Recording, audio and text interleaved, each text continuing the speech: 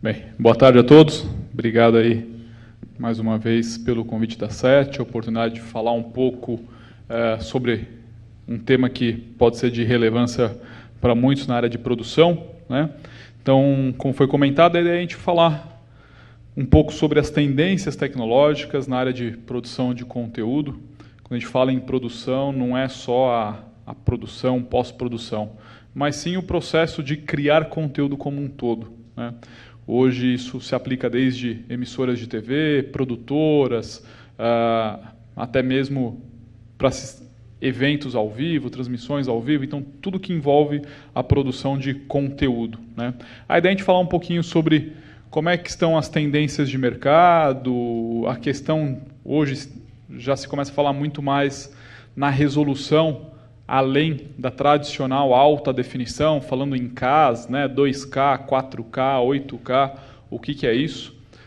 Falar um pouquinho também sobre algumas tecnologias nessa área de captação de imagens, tecnologias de compressão para esses tipos de aplicações de alta resolução e também a parte de como armazenar esse conteúdo, né, tendo em vista que são novas tecnologias com capacidades aí cada vez maiores e muitas vezes até questionadas, né? Realmente, será que vai ser uma próxima tendência ou não? Quando a gente fala sobre essas novas tecnologias, é exatamente essa tendência, porque nós vivenciamos hoje a questão da alta definição, pensando em TV, né, o modelo de negócio da TV, a alta definição ainda não é uma realidade consolidada no nosso mercado, pela questão em termos de implementação, cronograma de TV digital, mas é fato que é o formato de produção já, tanto é que a maior parte das empresas que estão envolvidas no processo de criar conteúdo, processo produtivo, já trabalham em alta definição, né? Muitas vezes com equipamentos em alta definição, produzindo o conteúdo final em standard definition, muitas vezes produzindo em alta definição, entregando em alta definição. Então isso já é uma realidade, né? Tanto é que diversos dispositivos, até câmeras fotográficas de aplicação doméstica que a gente utiliza, celulares, já gravam conteúdo em alta definição. E por essa realidade, nos últimos anos a gente vê aí uma certa tendência, né, de aumentar a qualidade, né, 2K, 4K, que é o que já se fala, que é aumentar essa resolução de imagem. Por quê? Porque o mercado doméstico, o consumidor final, também vem mudando. A própria maneira de assistir conteúdo, né? Se a gente olhar historicamente, aí, até no mercado brasileiro, 10 anos atrás, era muito comum ter um televisor de 21 polegadas de tubo, né? Quem tinha um televisor maior do que 21 polegadas já era raridade. Quando veio os LCDs, isso começou a mudar.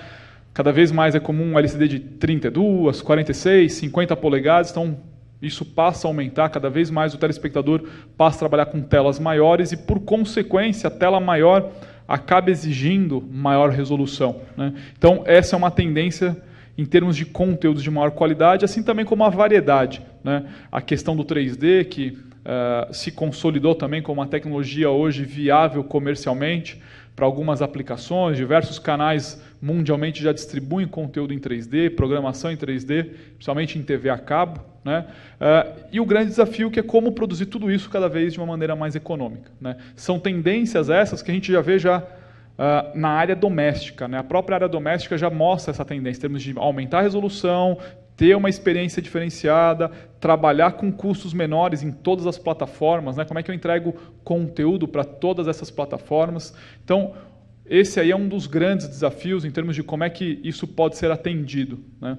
No ano passado já teve uma série de inovações tecnológicas que foram mostradas aí no mercado consumidor, praticamente elas vieram a se consolidar mais para o final de 2012, né? Em 2013, esse ano, também uma série de outras tecnologias, eu vou comentar aqui na sequência, e aí já desde o ano passado começam a surgir diversas questões na cabeça dos tradicionais broadcasters ou de todos que estão envolvidos nesse processo de produção, né? Como é que é possível produzir conteúdo para todas essas plataformas? Como é que é possível fazer isso de maneira economicamente viável, factível para se executar, né? Hoje nós nem mesmo, se a gente pensar em Brasil, nem mesmo fomos ainda para alta definição 100%, né? E já se começa a falar numa próxima geração de tecnologia. Será que isso é fato, não é? Então, como isso pode ser aplicado na prática, né? A verdade é que o mercado doméstico, ele realmente já começa a sinalizar demanda por esses tipos de aplicações. Se a gente olha do ponto de vista tecnológico, de engenharia, já existe uma série de testes acontecendo aí experimentalmente para transmissões que vão além da alta definição, a chamada TV de ultra alta definição, né? No ano passado, por exemplo, diversos fabricantes, aqui no nosso caso, no próprio stand da Sony, no IBC foi mostrado um televisor recebendo um sinal ao vivo em 4K, uma transmissão ao vivo 4K por satélite na Europa, já serviço de distribuição de conteúdo pronto para rodar em plataformas comerciais no mercado europeu para atender alguns tipos de aplicações e demandas, né?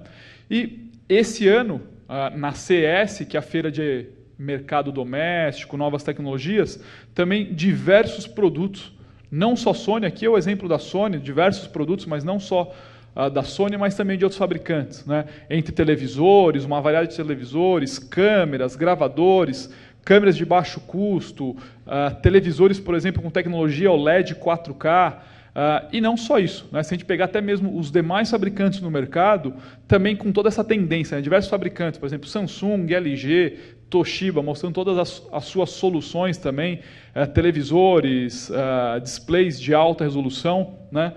Panasonic, Sharp, até mesmo tecnologias, por exemplo, 4K, com possibilidade de aplicação em 3D sem óculos.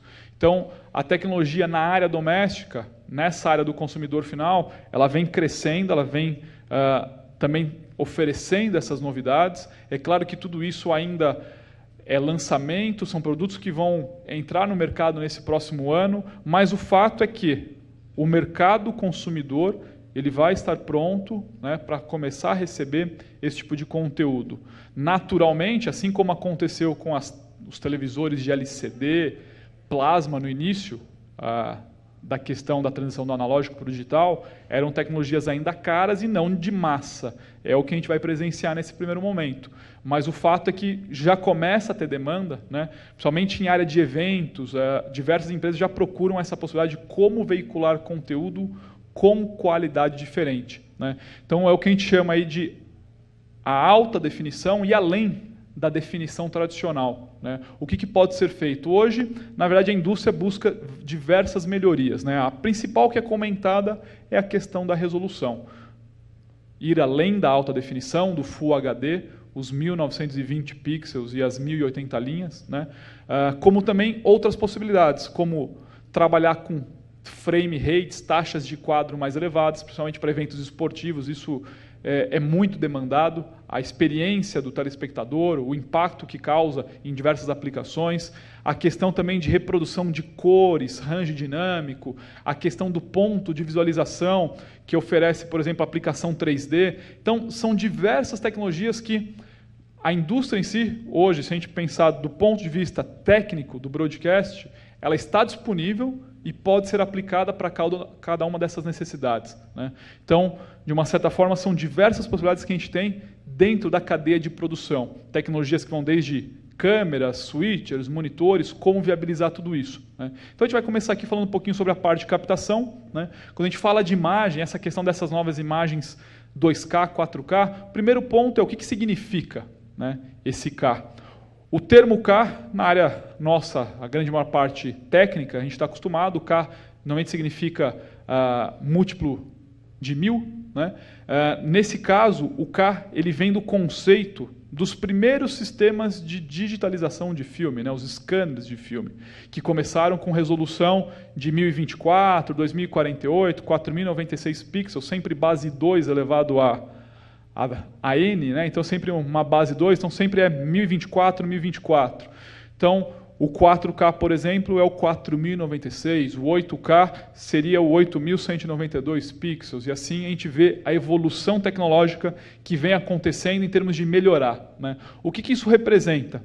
A tradicional tela Full HD, que não é tão tradicional assim, porque ela também é uma tecnologia nova, né? Principalmente no nosso mercado, ela dá espaço para uma nova tecnologia de maior resolução e que, principalmente em aplicações de grandes telas, traz esse diferencial, né? Essa experiência em termos de maior qualidade, que você consegue realmente reproduzir o conteúdo com qualidade.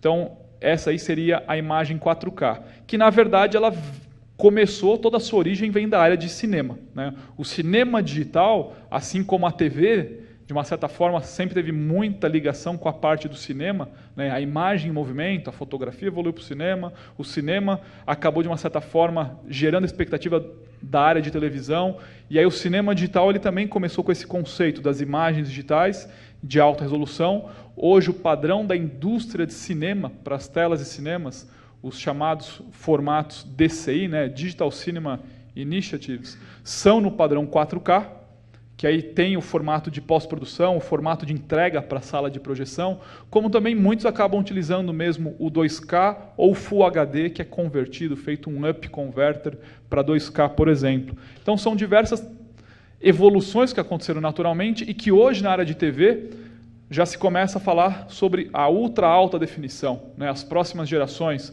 como por exemplo o 8K propriamente dito, ou a ultra alta definição, que muitas vezes é chamado de 8K, que é bem próximo de 8K, né? São mais de 7.000 pixels, mais de 4.000 linhas. Então, nós estamos falando aí de imagens de altíssima resolução. Só que o grande desafio dos fabricantes, quando a gente fala em ter essa imagem, é a parte do display, toda a cadeia produtiva para você poder criar o conteúdo e, acima de tudo, a captura de imagem, né? Porque a captura de imagem ela é feita com a tecnologia, é uma tecnologia que, por mais que a gente observe a evolução dela, é um conceito físico que ele é muito antigo, que é o quê? Converter luz em sinal elétrico. E é um conceito, se a gente parar para pensar, muito primitivo, que é o conceito de janela de luz, exposição de luz. Então, quando a gente fala de câmeras, a composição da imagem sempre ela é formada por pixels. Se você tem um sensor que ele, por exemplo, na área broadcast, referência, a gente sempre fala câmeras de 3 sensores, 2/3 de polegada, por exemplo, são as câmeras com sensor convencionalmente de maior dimensão. Por quê? Quanto maior o sensor, mais luz entra. Agora, se a gente usa esse mesmo sensor de 2/3 e começa a aumentar o número de pixels dentro dele, esses pixels cada vez eles são menores, né? O tamanho dele cai drasticamente. Se esses pixels são menores, a gente começa a vivenciar um dilema muito grande em termos de imagem.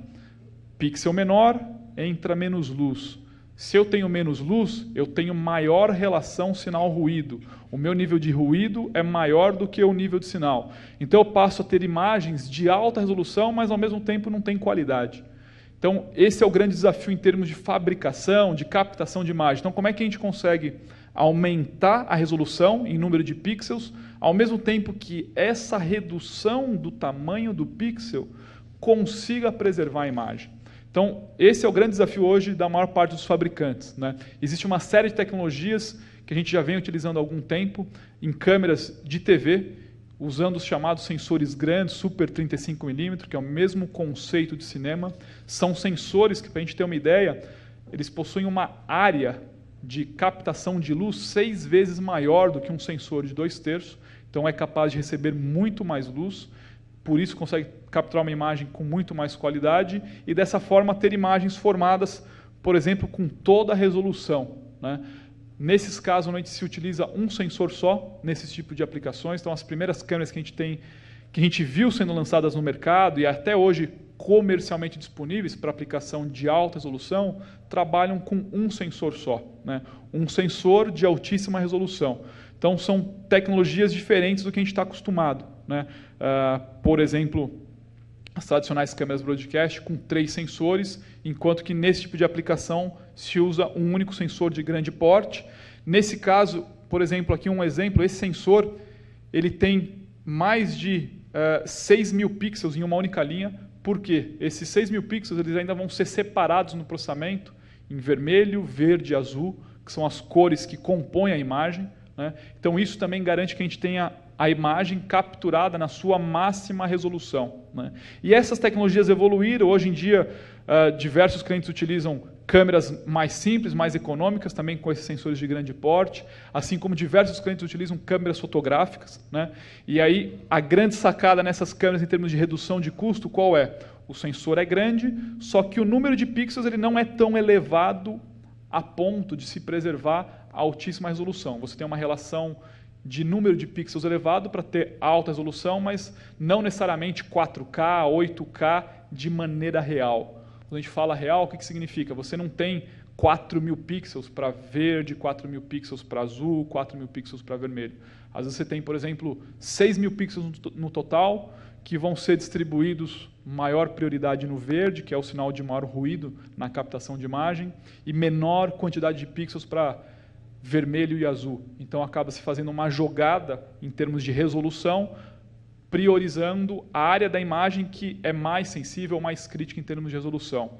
Então, exatamente esse conceito que é utilizado em diversas câmeras, né, é interessante notar que o próprio mercado usa alguns conceitos.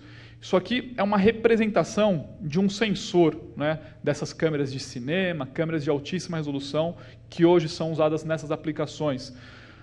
Existe, por exemplo, diversos sensores. Um sensor, por exemplo, é o verde, o outro do lado é para uma outra cor, pode ser vermelho, pode ser azul, e assim sucessivamente, e também nas linhas subsequentes. É isso que compõe a imagem na captura, né?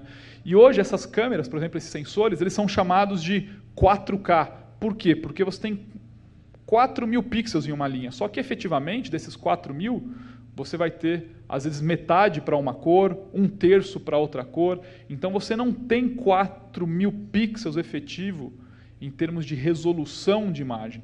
Você tem 4.000 pixels em termos de quantidade de captação no sensor. Só que essa imagem tem que ser quebrada em verde, vermelho e azul, nas cores primárias, né? E nós conseguimos desenvolver uma tecnologia, um sensor, tecnologia CMOS, que o que ele faz? Nesse espaço tradicional onde se tem 4.000 pixels, nós conseguimos duplicar, trabalhando em zigue-zague, com todo o algoritmo de processamento de imagens e composição de imagem.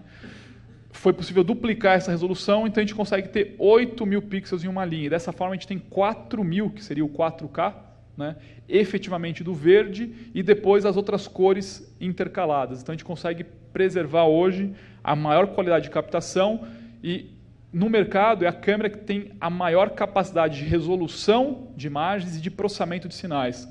Nós estamos falando de um sensor, para a gente ter uma ideia, que ele trabalha a 34 gigabits por segundo, em termos de volume de informação processada. Por quê? O número de pixels ele é muito elevado, né? Então, é um sensor que tem que trabalhar com alta velocidade, com alta resolução e com volume de dados que, até 2 anos atrás, 2 anos e meio, ninguém imaginava que fosse possível alcançar isso dentro de um sensor. E essa tecnologia hoje ela está disponível comercialmente na nossa linha de produto com equipamentos, principalmente para essa área de produção de alta qualidade.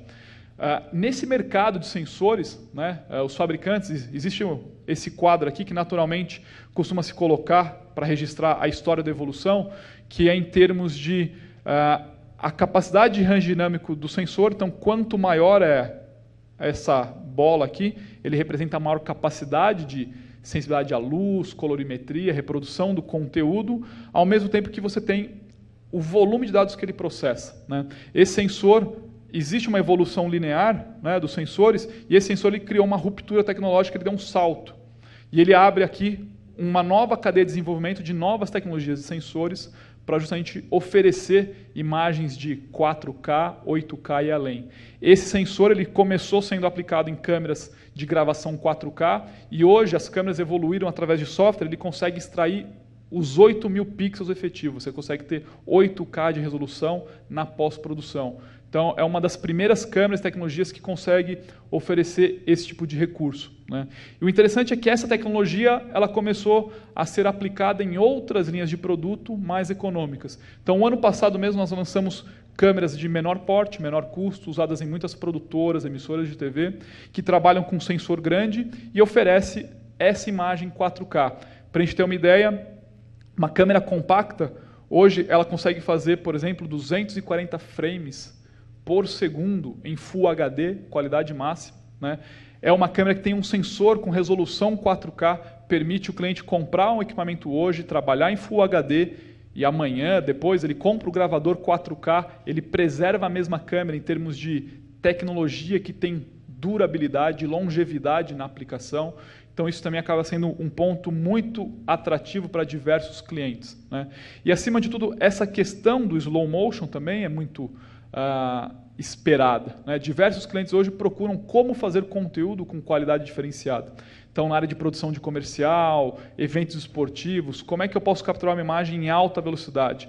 Até pouco tempo atrás não existiam muitas opções a não ser as tradicionais câmeras high speed, né? Que são câmeras de alto custo, câmeras que são tradicionalmente com sistemas de transmissão, sistema de armazenamento, servidores, que acaba sendo um sistema complexo e de custo elevado que inviabiliza o uso por diversos clientes. Nesse caso, acaba sendo uma câmera muito mais compacta, portátil, econômica do ponto de vista do custo financeiro, como também econômica em termos de recursos, né? Um operador convencional é capaz de utilizar, o sistema de gravação usa cartão de memória convencional, então são uma série de evoluções que permite isso, né? E toda essa tecnologia, ela também vem acompanhando novas demandas, né? E esse ano, em 2013, em janeiro, nós lançamos aí mais 2 câmeras nessa linha de alta resolução, trabalhando com sensores a 4K, e também lançamos um novo sistema de compressão justamente para essas aplicações de alta qualidade, né? Tradicionalmente, nós trabalhamos com MPEG-2 em toda a área de jornalismo, aplicação do dia a dia das emissoras de TV, né? E o formato MPEG-4, Simple Studio Profile, na área de pós-produção de TV, dramaturgia, cinema, comerciais, né? Sempre em 2K e Full HD.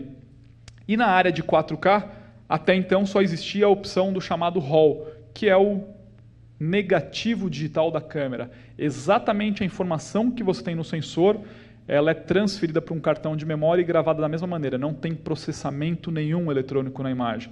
Então, o que foi captado pelo sensor é preservado.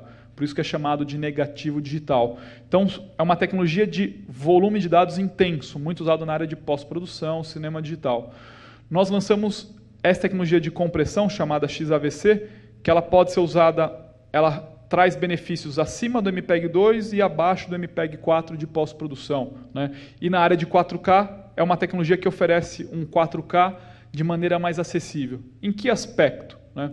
Na área de alta definição, pode trabalhar com imagens em alta velocidade, em high frame, né? Na área de produção de alta resolução, você consegue ter 4K com compressão, que você tem uma imagem de alta qualidade e que você consegue manipular em sistemas hoje comercialmente acessíveis, né? Então, até então, praticamente a gente usa o AVC HD em diversas aplicações semiprofissionais, domésticas, o MPEG-2, MPEG-4 e o RAW, né, na área de alta resolução.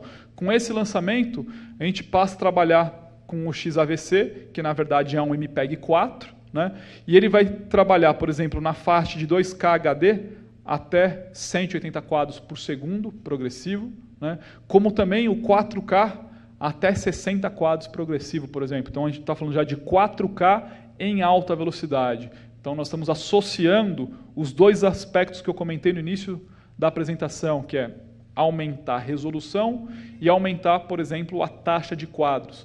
Então, são características que, até pouco tempo atrás, ninguém imaginava que fosse possível ter produtos comercialmente disponíveis a baixo custo, né? Porque essa tecnologia, por exemplo, de 4K e alta velocidade existe na área de cinema, mas normalmente são câmeras de mais de $100 mil, por exemplo. E nós estamos falando aqui, por exemplo, de linhas de produto que entram hoje no mercado a partir de $25 mil.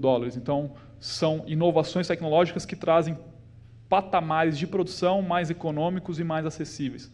Então, com isso a gente passa a ter todo esse leque de opções, né? Desde o AVC HD, o MPEG-2 tradicional na área broadcast, o MPEG-4 de alta performance, o RAW, e mais a opção do XAVC, que traz esse leque de opções na área de produção HD, indo também para as áreas de alta qualidade. Então, aqui a gente tem o histórico, né, da nossa evolução em termos de compressão.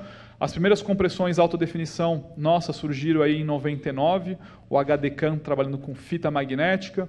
Depois, por volta de 2003, nós tivemos o HDCAM SR, que era uma evolução da tecnologia HDCAM, trabalhando até 880 megabits, como taxa de gravação em fita magnética. O disco XDCAM, inicialmente Standard Definition e alta definição, trabalhando com formato HDV, né, 25 megabits. Depois a evolução dos 50 megabits no disco óptico e também no cartão de memória, que veio com o passar do tempo, né. A linha NX-Scan, que é uma linha mais econômica, que usa o AVC HD para aplicações de menor custo, e agora as aplicações de alta performance, alta resolução, com uma compressão que seja eficiente. Né? Eficiente em que sentido? Em diversos aspectos, que possa ser usado para aplicações de alta resolução como 4K, maior eficiência em termos de tamanho de arquivo, porque nós estamos falando de imagem de alta resolução, né? Que possa trabalhar com frame rates de velocidades variadas para diversas aplicações, que eu consiga preservar, acima de tudo, todo esse ganho que existe em termos de colorimetria e reprodução da imagem.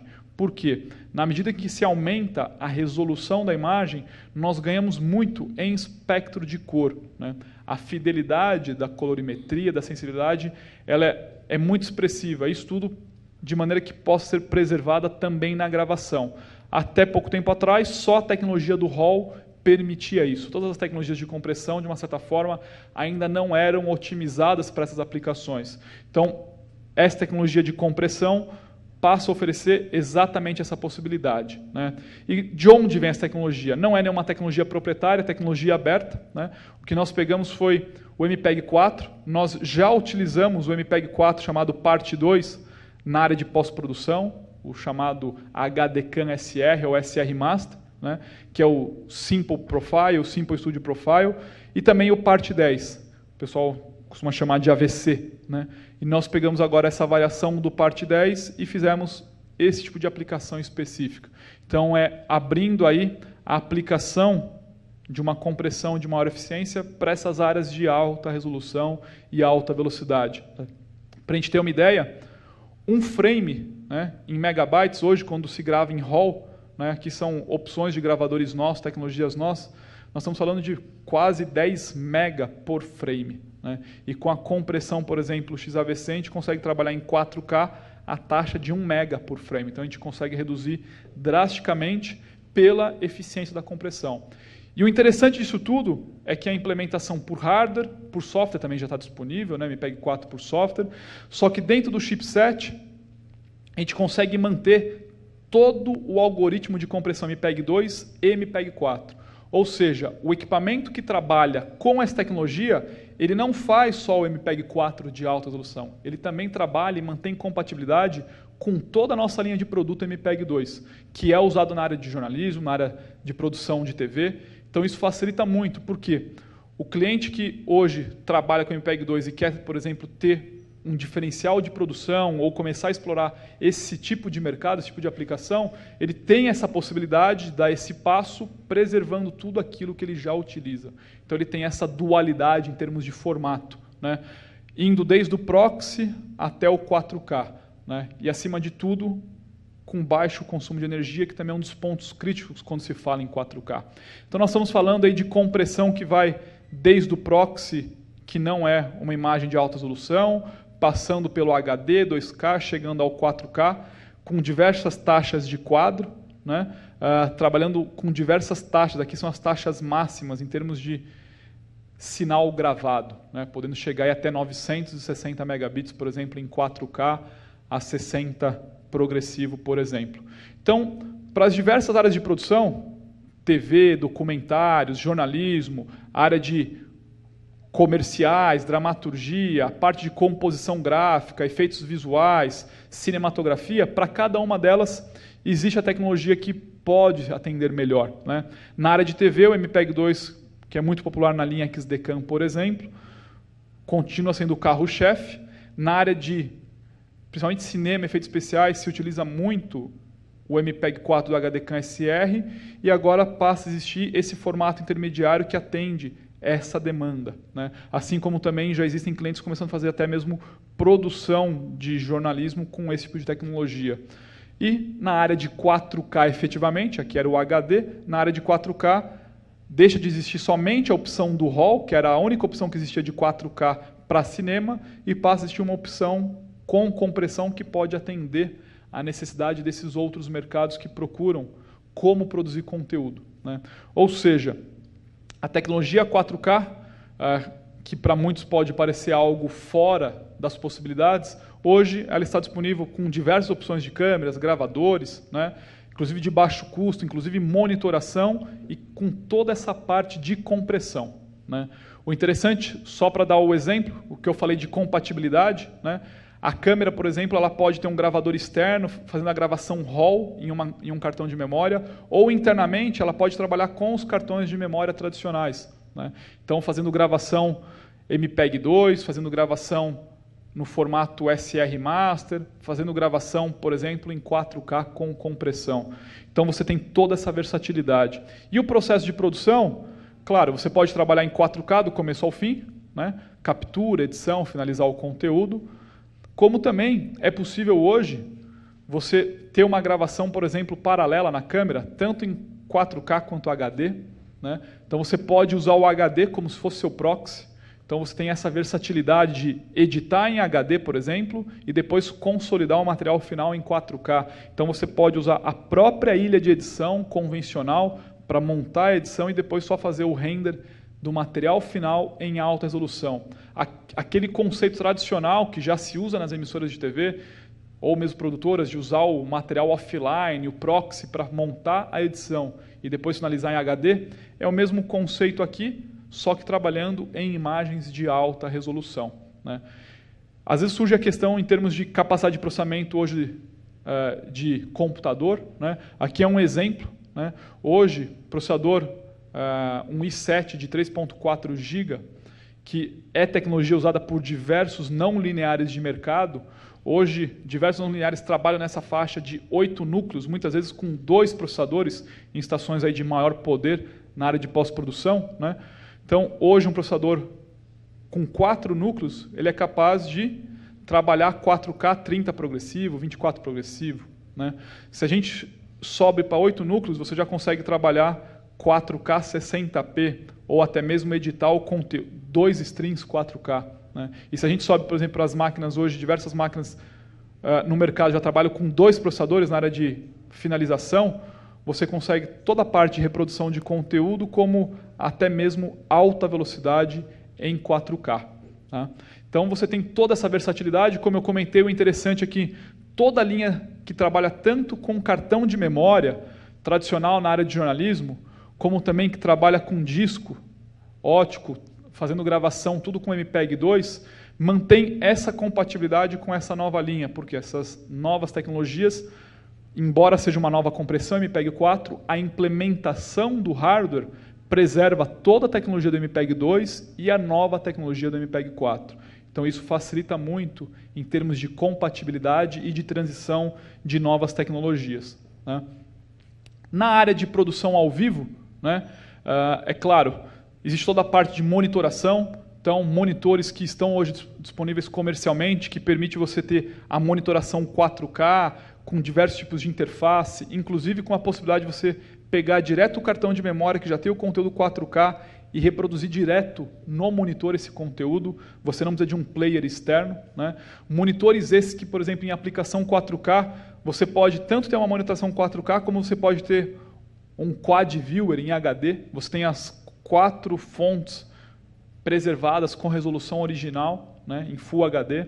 Então, são tecnologias que existem, que viabilizam a parte de produção. E para quem tiver interesse nessa área, eu só comento o seguinte: fiquem de olho nas novidades que nós vamos anunciar na NAB. A gente ainda não pode falar por questão de estratégia, de que o evento ainda não aconteceu, mas o foco é voltado à área de produção ao vivo, né? Hoje o 4K se fala muito em 4K, mas que é gravado, pós-produzido.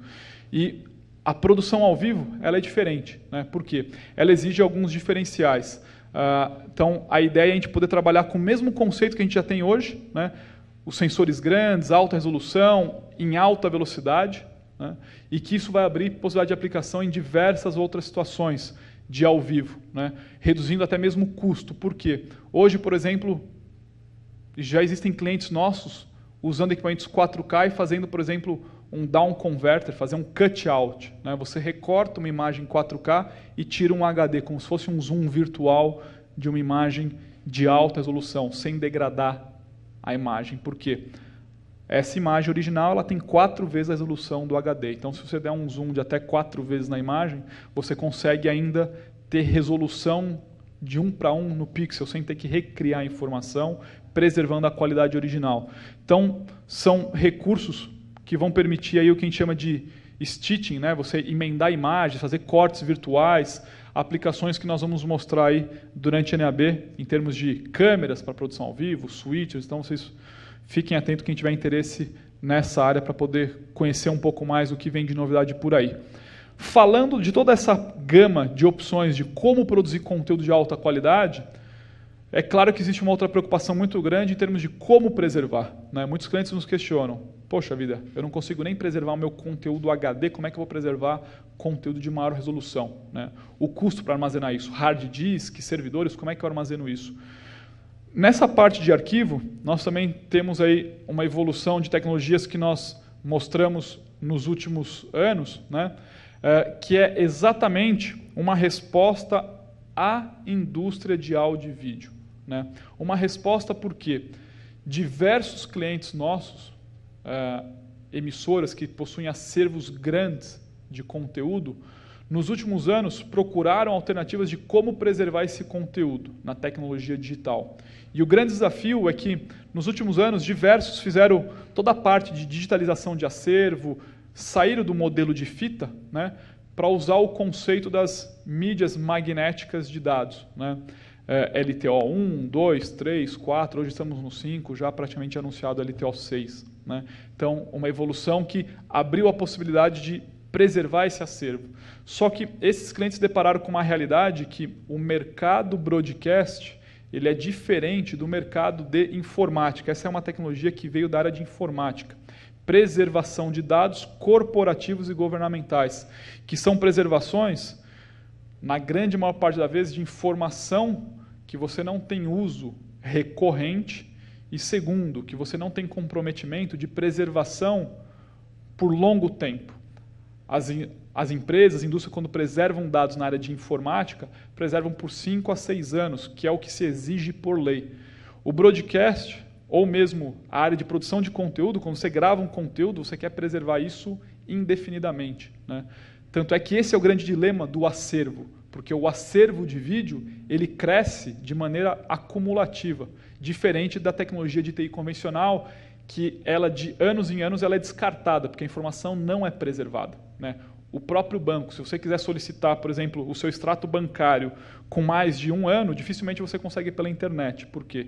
Isso só existe no CPD deles, tem que solicitar para a agência vai fazer um resgate digital para te dar, por exemplo, um extrato bancário, porque a informação não está disponível para acesso imediato. E se você pedir de um tempo muito longo, nem isso é fornecido, porque não existe nenhum comprometimento nesse aspecto. Agora, o mercado de áudio e vídeo, não. O mercado de áudio e vídeo é muito comum um editor de vídeo, principalmente o editor-chefe, se você tem algum fato importante que acontece, quer resgatar imagens antigas. E muitas vezes ele lembra, eu sei que tem imagem de 12 anos atrás que teve um fato similar a esse, eu quero aquelas imagens. E como é que você resgata essa informação? Você tem que preservar essa informação durante um tempo relativamente expressivo, né? E aí, essa questão da mídia magnética, ela tem diversas aplicações, mas essa questão da manutenção dela é complicada. Por quê? Porque a mídia magnética ela evolui, né, em ritmo acelerado, principalmente quando a gente compara as tradicionais mídias óticas. A mídia ótica ela costuma evoluir com novas tecnologias num ritmo mais lento, vamos dizer. Só que o que acontece? A mídia magnética, com o passar dos anos, ela perde a compatibilidade de maneira muito rápida, né? Por exemplo, a mídia magnética, hoje, quem usa LTO 5 só consegue ler conteúdo até o LTO 3. O LTO 2 e o LTO 1 você não consegue ler no Drive 5, você só tem compatibilidade de 3 gerações. 3 gerações da tecnologia magnética representam um intervalo de 6 anos, em média, de 6 a 7 anos no máximo. Ou seja, você só consegue preservar a informação por 6 anos. Se você quiser preservar por mais 6 anos, você é obrigado a investir na nova tecnologia, enquanto você tem a tecnologia anterior ainda funcionando, e fazer uma cópia completa do seu acervo para a nova tecnologia. Ou seja, no mínimo, a cada ciclo de 6 anos, você é obrigado a copiar todo o seu acervo antigo para a nova tecnologia, para que ela possa ser preservada. Então, esse é um custo permanente de manutenção para o armazenamento, né? Então, é um desafio muito grande. Já a mídia ótica, ela consegue ter longa compatibilidade, porque a essência do funcionamento magnético e óptico é diferente, né? O mecanismo de funcionamento dos gravadores magnéticos, ele possui limites em termos de desenvolvimento que não permite a leitura da tecnologia magnética anterior. A mídia ótica é diferente, você consegue ter essa compatibilidade. Então a gente pega historicamente, por exemplo, o CD, que é da década de 80, né, que está errado, não é 1800, não é 1900, né, pessoal? O CD, o DVD, o Blu-ray, que evoluiu nos anos, você consegue ter compatibilidade de mais de 30 anos na mesma mídia. Por quê? O processo físico envolvido na tecnologia ótica permite essa evolução, né? Só que o grande desafio é o uso da mídia ótica em termos de capacidade, né? Hoje, diversos clientes já utilizam o disco ótico, por exemplo, para captação de conteúdo no mercado broadcast. Esse mesmo disco ele pode ser formatado como dados e diversos clientes armazenam qualquer tipo de dado.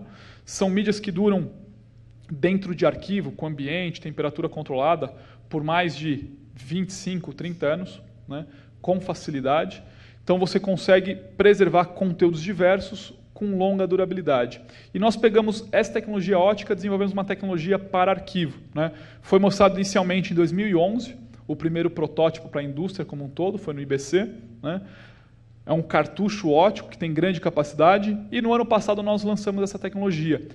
Inicialmente drive e o cartucho que permite a gravação da mídia ótica com longa durabilidade e longa compatibilidade de evolução tecnológica. Então, os clientes passam a ter mais uma opção, o LTO, por exemplo, como uma opção de curto prazo, e a opção de arquivo permanente, o arquivo que vai ser preservado, você tem a possibilidade de usar a mídia ótica. Essa mídia ótica começando em 300 GB, chegando a 1.5 TB no cartucho, né? Então é um cartucho que ele lembra muito da fita magnética, o mesmo tamanho fisicamente, né? Existem diversas versões de 300 GB, 600 GB, 1.2 TB, 1.5 TB.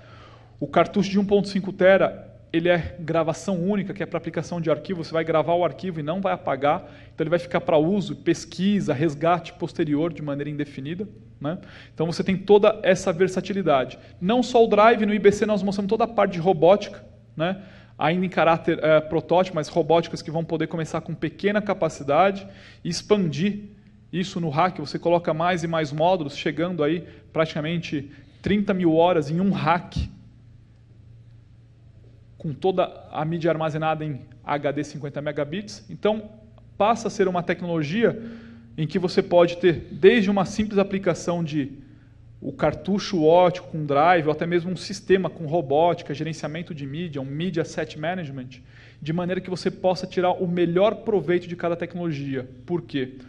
Os broadcasters mesmo já sinalizaram, né? A fita de dados magnética, ela atende, mas ela não soluciona o problema. Então, a ideia, inclusive, foi com base nesse feedback que nós desenvolvemos a mídia ótica para permitir essa aplicação do acervo permanente, né? De maneira que, inclusive, ela pode trabalhar em ambiente compartilhado, né? Mídia magnética, mídia ótica em um mesmo sistema de gerenciamento de dados.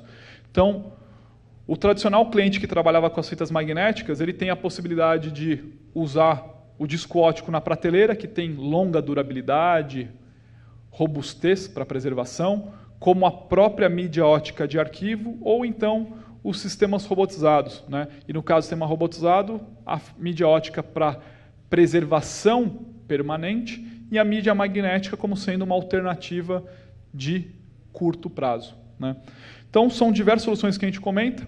Para quem se interessar nessas soluções, quem tiver necessidade, nós também atuamos não só na parte de produto, tecnologia, mas também toda a parte de solução, né? Projetos. Então, a gente trabalha aí desde a área, a gente pode trabalhar pontualmente em áreas para atender a demanda de nossos clientes, como também projetos inteiros, né? De emissoras de TV, unidades móveis, inclusive toda a parte de projeto, instalação, treinamento, serviço. Nós somos hoje provedores de soluções para diversos clientes, trabalhando ou de maneira exclusiva ou trabalhando de maneira conjunta com outros fabricantes, né? Então, de acordo com a necessidade de cada cliente. E, de uma forma geral, aqui está o resumo que a gente comentou hoje, né? Falando aí dessa questão da evolução tecnológica, de como viabilizar essa questão de trabalhar com maior resolução, a próxima geração de conteúdo, né, que já se começa a despontar, e se isso estaria ou não disponível comercialmente. O fato é que comercialmente isso já é possível. A questão é que existe essa maturação tecnológica, né, leva tempo para se absorver.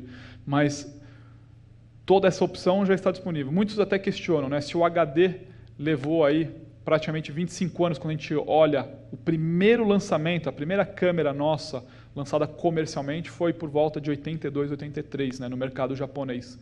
Então levou praticamente 25 anos para começar a se consolidar essa tecnologia. Só que foi uma tecnologia, o HD ele começou analógico e veio para o digital. E na era digital, esse ritmo cada vez é menor.